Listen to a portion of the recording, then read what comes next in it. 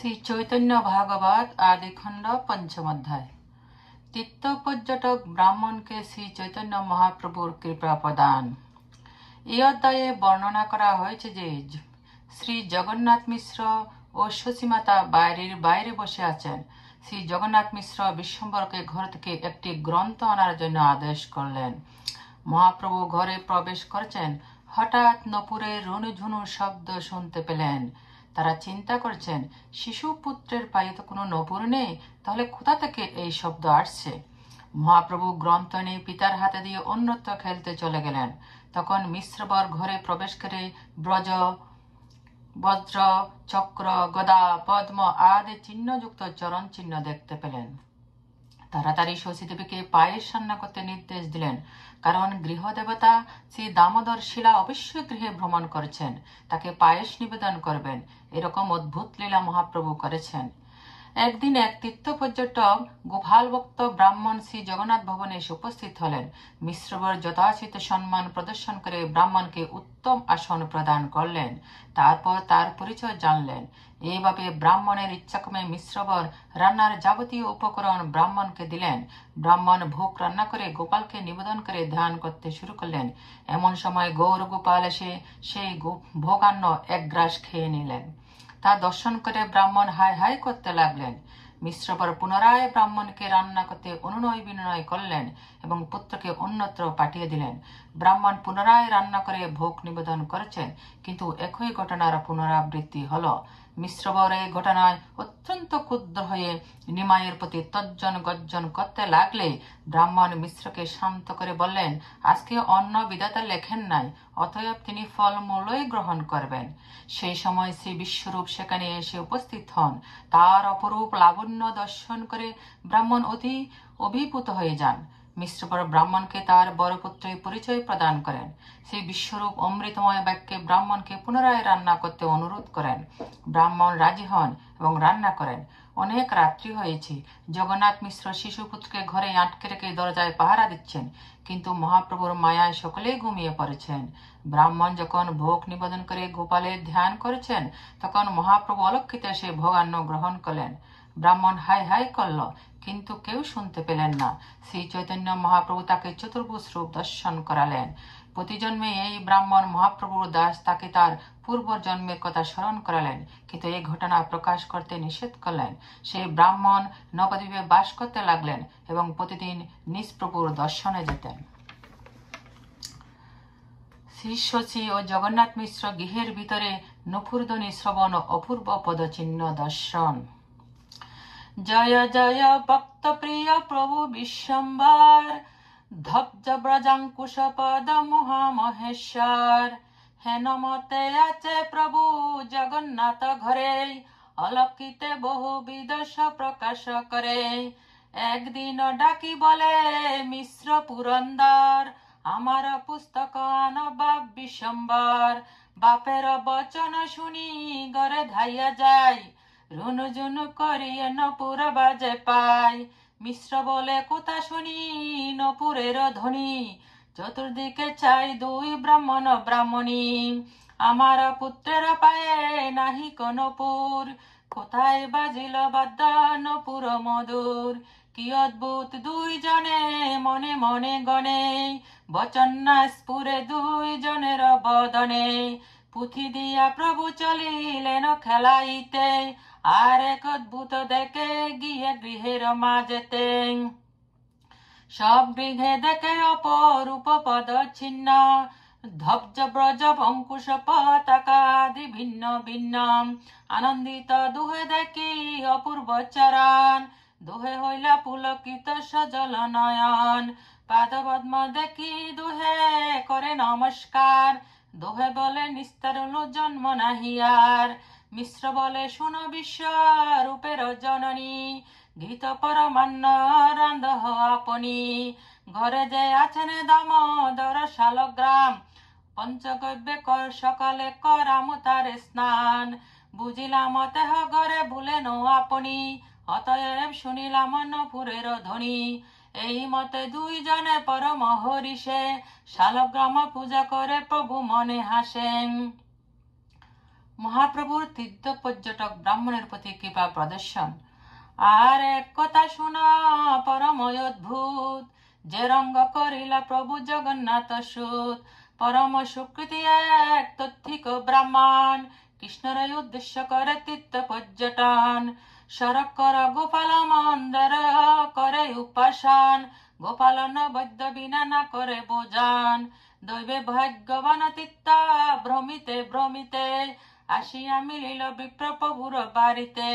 কণ্ঠে বাল গোপাল ভূষণ শালগ্রাম, পরম ব্রহ্মণ্য তেজ অতি অনুপম।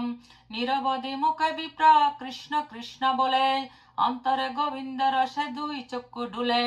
দেখি জগন্নাথ মিশ্র তেজ সে তাহার, সম্ভবে উঠিয়া করিলেন নমস্কার। অতিথি ব্যবহার ধর্ম যেন মতে হয়, সব করিলেন জগন্নাথ মহাশয়।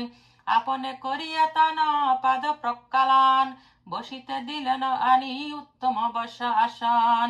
সুস্থ হয় বসিলেন যদি বিপ্রবার, সবে তানে মিশ্র জিজ্ঞাসেন কোথা ঘর।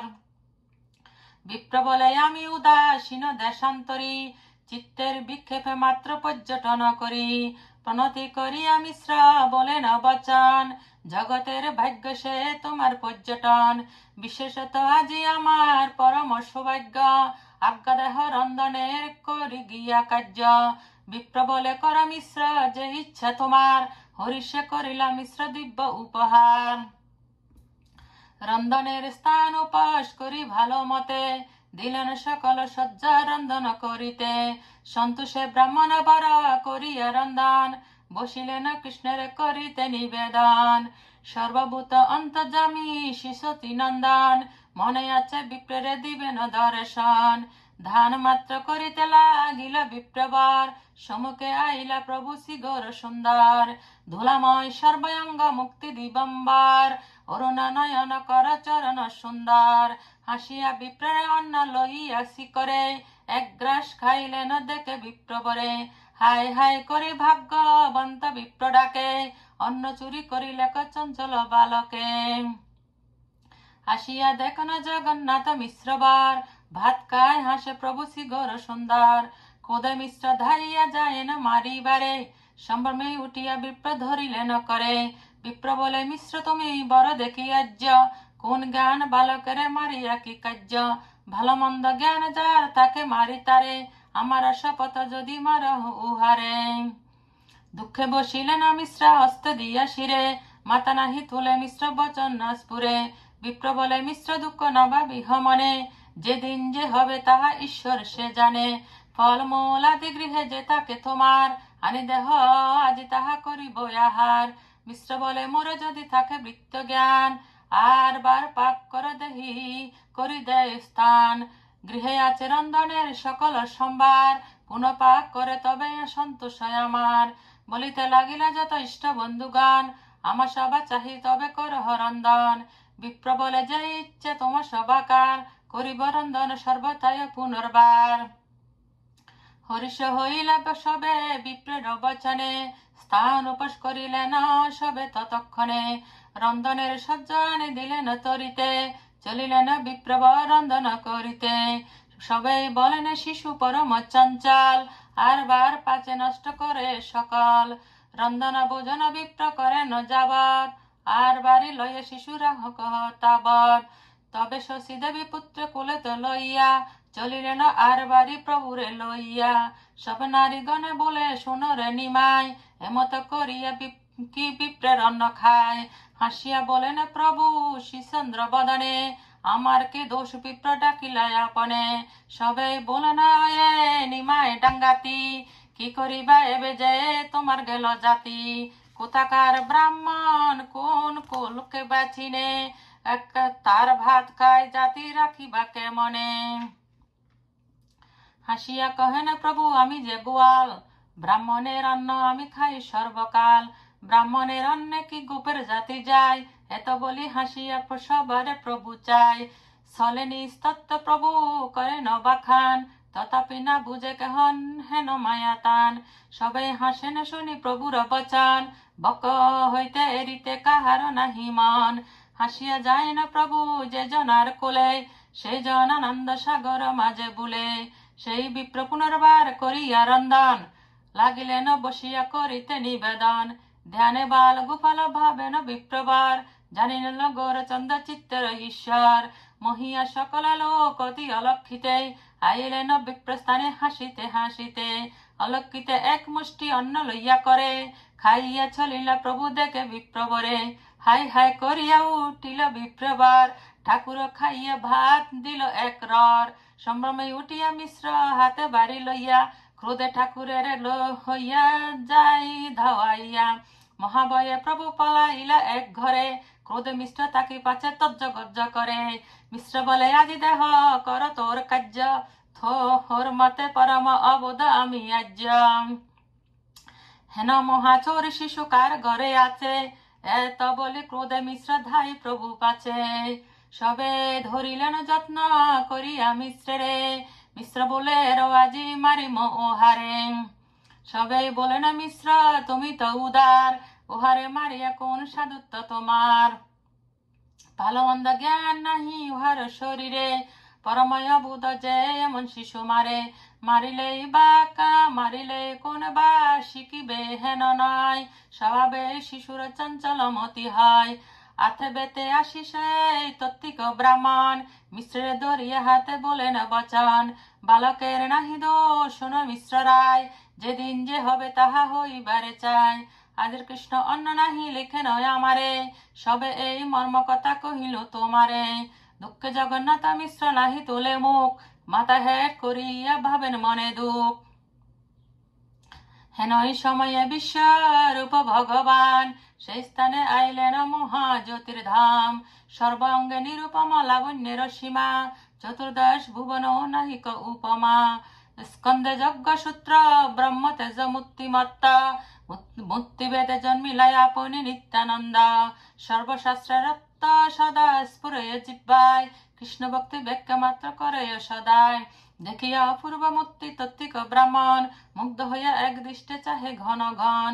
বিপ্র বলে কার পুত্র এই মহাশয়, সবাই বলেন এই মিশ্রের তনয়। শুনিয়া সন্তপা বিপ্র কল্যা আলিঙ্গন, ধন্য পিতা মাতা যার হেন নন্দন। বিপ্রে করিয়া বিশ্বরূপ নমস্কার, বসিয়া কহেন কথা অমৃতের ধার। শুন শুভ দিনে তার মহাভাগ্যের উদয়, তুমি হেন অতিথি যাহার গৃহে হয়। জগত সুদিতে সে তোমার পর্যটন, আত্মানন্দে পূর্ণ হই করহ ভ্রমণ। ভাগ্যবর তুমি হেন অতিথি আমার, অভাগ্য বা কহিব কি কহিব উপস তোমার। তুমি উপবাস করি তাকো যার ঘরে, সর্বতা তাহার মঙ্গল ফল ধরে। হরিষ পাইনু বর তোমার দর্শনে, বিষাদ পাইনু সব বর এসব শ্রবণে। বিপ্র বলে কিছু দুঃখ না ভাবিহ মনে, ফলমূল কিছু আমি করিব ভোজনে। বনবাসী আমি অন্ন কোথায় বাই পাই, প্রায় আমি বনে ফলমূল মাত্র খাই। কদাচিৎ কোন দিবসে বা অন্ন খাই অন্ন, সেহ যদি নিবিরোধে হয় উৎপন্ন। যে সন্তোষ পাইলাম তোমার দর্শনে, তাহাতে কোটি কোটি করিল ভোজনে। ফলমূল নৈবেদ্য যে কিছু তাকে ঘরে, তাহা আনা গিয়া আজি করিব আহারে। উত্তর না করে কিছু মিশ্র জগন্নাথ, দুঃখ ভাবে মিশ্র শিরে দিয়ে দুই হাত। বিশ্বরূপ বলেন বলিতে বাসি ভয়, সহজে করুণা সিন্ধু তুমি মহাশয়। পর দুঃখে কাতর স্বভাব সাধুজন, পরের আনন্দে সে বাড়ায় অনুক্ষণ। এতে কয় আপনে যদি নিরালস্য হইয়া, কৃষ্ণ নৈবেদ্য কর রন্ধন করিয়া। তবে আজি আমার গোষ্ঠীর যত দুঃখ, সকলে গুছাইয়া পায় পরানন্দ সুখ। বিপ্র বলে রন্ধন করিল দুইবার, তথাপি কৃষ্ণ দিলেন খাইবার। তেই বুঝিলাম আজি নাহি কলিখন, কৃষ্ণ ইচ্ছা নাহি কেনে করহ যতন। কোটি ভৈক্য দ্রব্য যদি তাকে নিজ ঘরে, কৃষ্ণ আগা হইলে সে খাইবারে পারে। যেদিনে কৃষ্ণের যারে লিখনে না হয়, কোটি যত্ন করুক তথাপি সিদ্ধ নয়। নিষাদের পহর দুই বাজায়, ইহাতে কি আর পা করিতে জুয়ায়। অতএব আদি যত্ন না করি হওয়ার, ফলমূল কিছু মাত্র করি আহার। বিশ্বরূপ বলেন নাহি কোনো দোষ, তুমি পাক করিলে সে সবার সন্তোষ। এত বলি বিশ্বরূপ ধরিলা ছড়ান, সাধিতে লাগিলা সবে করিতে রন্ধন। বিশ্বরূপে দেখিয়া মোহিত বিপ্রবার, করিব রন্ধন বিপ্র করিল বলিলে উত্তর। সন্তোষ সবে হরি বলিতে লাগিলা, স্থান উপস্কার সবে করিতে লাগিলাম। আথে বেতে স্থানায় উপোস করি সর্বজনে, রন্ধনের সামগ্রী আনিলে ততক্ষণে। চলিলেন বিপ্রবার করিতে রন্ধন, শিশু আবরিয়া রহিলেন সর্বজন। পলাইয়া ঠাকুর আছেন যে ঘরে, মিশ্র বসিলেন সেই ঘরের দুয়ারে।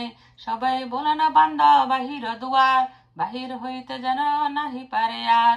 মিশ্র বলে ভালো বলেই যুক্তি হয়, বান্দিয়া দুয়ারে সবে বাহিরে আসায়। ঘরে তাকে স্ত্রীগণ বলেন চিন্তা নাই, নিদ্রা কালো আর কিছু সে না জানে নিমাই। এই মতে শিশু রাখিলেন সর্বজন, বিপ্ররক হইল কতক্ষণেতে রন্ধন। অন্ন উপোস করে সে সুকৃতি ব্রাহ্মণ, ধ্যান বসি কৃষ্ণের করিলা নিবেদন। জালিনাল অন্তর্যামী শিশু নন্দন, চিত্তে আছে বিপ্রের দিবেন দর্শন। নিদ্রা দেবী সবারে ঈশ্বর ইচ্ছায়, মহিলান সবে অশ্রেষ্ঠ নিদ্রা যায়। যে স্থানে করে না বিপ্র অন্ন নিবেদন, আইলেন সেই স্থানে শিশু নন্দন। বালক দেখিয়া বিপ্র করে হাই হাই, সবে নিদ্রা যায় কেহ শুনিতে না পায়। প্রভু বলে ওই বিপ্র তুমি তো উদার, তুমি আমার ডাকিয়া নাকি দোষ আমার। মোর মন্ত্র জপ করি মোরে কর আহ্বান, রহিতে না পারি আমি আসি তোমার স্থান। আমারে দেখিতে নিরবধি ভাব তুমি, অতএব তোমারে দিলাম দেখা আমি। সেইক্ষণে দেখা বিপ্রে দেখে বিপ্র পরম অদ্ভুত, শঙ্খ চক্র গদা পদ্ম অষ্টভুজ রূপ। এক হস্তে নবনীত আর হস্তে খায়, আর দুই হস্তে প্রভু মুরলী বাজায়। শিবষ্টকস্তবকে শোভে মণিহার, সর্বঙ্গে দেখে রত্নময় অলঙ্কার। নবগুঞ্জা বেরাশি কি পুচ্ছ শোভে শিরে, চন্দ্রমুখে অরুণয় ধর শোভা করে। হাসিয়া দোলে দুই নয়ন কমল, ভজয়ন্তী মালা দোলে মকর কুণ্ডল। চরণার বিন্দে শোভে চিরত্ন নপুর, নখমণি কিরণে তিমির গেল দূর। অপূর্ব কদম্ব বৃক্ষ দেখে সেই স্থানে, বৃন্দাবনে দেখে নাদ করে পক্ষীগণে। গোপ গোপী গাফিগণ চতুর্দিকে দেখে, যাহা ধ্যান করে তাই দেখে পর থেকে। অপূর্ব ঐশ্বর্য দেখে সুকৃতি ব্রাহ্মণ, আনন্দে মুচিত হইয়া পড়িলা তখন। করুণা সমুদ্র প্রভু শ্রীগৌর সুন্দর, শ্রীহস্ত দিলেন তার অঙ্গের উপর। শ্রীহস্তে পরে সে বিপ্র পাইলা চেতন, আনন্দে হইল জরে নাসপুরে বচন। পুনঃ পুনঃ মিচ্ছা বিপ্র যাই ভূমি তলে, পুনঃ উঠে পুনঃ পরে মহা কৌতূহলে। কম্পসাদ পুলকে সরিল স্থির নহে, নয়নের জলে যেন গঙ্গা নদী বহে। ক্ষণেক ধরিয়া বিপ্র প্রভুর চরণ, কহিতে লাগিল উচ্চ রবেতে ক্রন্দন। দেখিয়া বিপ্র অতি শ্রীগৌর সুন্দর, হাসিয়া বিপ্রে কিছু করিলা উত্তর। প্রভু বলে শোনো শোনো এ বিপ্রবর, অনেক জন্মরে তুমি আমার কিঙ্কর। নিরবধি ভাব তুমি দেখিতে আমারে, অতএব আমি দেখা দিলাম তোমারে। আর জন্মে এই রূপে নন্দ গৃহে আমি, দেখা দিলে তোমারে না সর তাহা তুমি। যবে আমি অবতীর্ণ হইলাম গোকুলে, সেই জন্মে তুমি তীর্থ কর কৌতূহলে। দৈবে তুমি অতিথি হইলে নন্দ ঘরে, এই মতে তুমি অন্ন নিবেদ আমারে। তাহা তো এই মত করিয়া কৌতুক, খাই তোর অন্ন দেখাইলু এই রূপ। এত কই আমারে তুমি জন্মে জন্মে দাস, দাস বিনা ও দাস বিনু অন্য মোরে না দেখে প্রকাশ। কহিলাম তোমারে সব গুপ্ত কথা, কারো স্থানে ইহা নাহি কহিবে সর্বতা। যাবত থাকে মোর এই অবতার, তাবৎ কহিলে তা কারে করিমু সংহার। সংকীর্তন আরম্ভে আমার অবতার, করাইমু সর্বদেশে কীর্তন প্রচার। ব্রহ্মাদি যে প্রেম ভক্তি যুগ বাঞ্ছা করে, তাহা বিলাইমু সর্বপতি ঘরে ঘরে। কতদিন থাকি তুমি অনক দেখিবা, এসব আখ্যান এবে কারে না কহিবা। হেন মতে ব্রাহ্মণের শ্রীগৌর সুন্দর, কৃপা করি আশ্বাসিয়া গেলা নিজ ঘর। পূর্ববৎ শুইয়া থাকিলা শিশু ভাবে, যোগ নিদ্রার প্রভাবে কে হহ নাহি জাগে। অপূর্ব প্রকাশে দেখি সেই বিপ্রবর, আনন্দে পূর্ণিত হইল সর্বকলেবর। সর্ব অঙ্গে সেই অন্ন করিয়া লেপন, কান্দিতে কান্দিতে বিপ্র করেন ভোজন, নাচে গায়ে হাসে বিপ্র করে হুঙ্কার, জয় বাল গোপাল বলয়ে বারবার, বিপ্রের হুঙ্কার সবে পাইলা চেতন, আপনা সম্বরে বিপ্র কল্যা সমন, নির্বিঘ্ন ভোজন করেন বিপ্রবার, দেখি সবে সন্তোষ হইলা বহুতার, সবার কহিতে মানে চিন্তয়ে ব্রাহ্মণ, ঈশ্বর চিনিয়া সবে পাও কমোচন, ব্রহ্মা শিব যাহার নিমিত্ত কাম্য করে, হেন প্রভু অবতারিয়াছে বিপ্র ঘরে, সে প্রভুরে লোক সব করে শিশু জ্ঞান, কহা কতি সব কথা কহি সবে পাও পরিত্রাণ, প্রভু করিয়াছে নিবারণ এই ভয়ে, আজ্ঞাভঙ্গ ভয়ে বিপ্রকারে নাহি কহে, চিনিয়া ঈশ্বরে বিপ্র সেই নবদ্বীপে, রহিলেন গুপ্তভাবে ঈশ্বর সমীপে, ভিক্ষা করি বিপ্রবর প্রতি স্থানে তানে, ঈশ্বরে আসিয়া দেখে প্রতি দিনে দিনে, বেদগপ্য এ সকল মহাচিত্রকথা, ইহার শ্রবণে কৃষ্ণ মিলয়ে সর্বতা, আদিকণ্ড কথা যেন অমৃত শ্রবণ, দহি শিশু রূপে ক্রীড়া করে নারায়ণ, সর্বলোক চূড়ামণি বৈকুণ্ঠ ঈশ্বর, লক্ষ্মীকান্ত সীতাকান্ত শ্রীগৌর সুন্দর, ত্রেতা যুগে হইয়াছে যে শ্রীরাম লক্ষণ, নানা মত লীলা করি বদিলা রাবণ, হইলা দাপর যুগে কৃষ্ণ সংকর্ষণ, নানা মতে করিলেন ভুবর খণ্ডন, মুকুন্দ অনন্ত যারে সর্ববেদে কয়, শ্রী চৈতন্য নিত্যানন্দ সেই সুনিশ্চয়, শ্রীকৃষ্ণ চৈতন্য নিত্যানন্দ চন্দ জান, বৃন্দাবন দাসত সুপদ যুগে গান। ইতি শ্রী চৈতন্য ভাগবতে আদিখণ্ডে তত্ত্বিক বিপ্রাণ ভোজনং নাম পঞ্চম অধ্যায়।